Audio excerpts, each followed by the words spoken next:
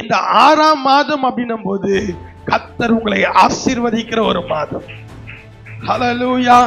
கர்த்தர் உங்களை ஒரு ஆசீர்வதிக்கிற ஒரு மாதமாக இந்த மாதம் இருக்கும். அது மட்டும் இல்ல, பழைய ஏற்பாடுல 7ஆம் நாள் ஓய்வு நாள்.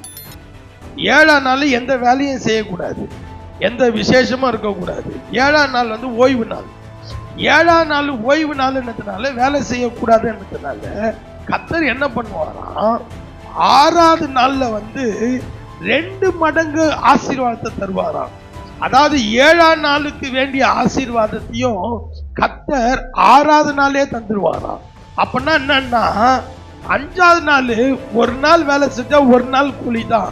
ஆனா 6ஆம் நாள் மட்டும் நீங்க ஒரு நாள் வேலை செஞ்சீங்கன்னா 2 நாளுக்கான கூலியே 6ஆம் நாள் தருவாராம்.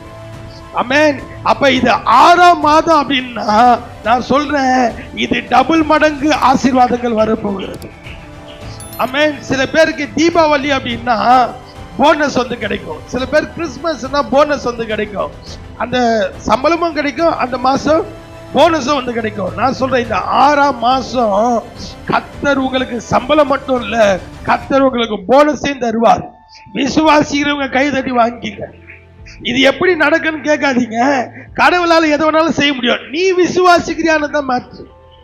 நீங்க அதை விசுவாசித்தீங்கன்னா கர்த்தருடைய மகிமையை காண்பீங்க.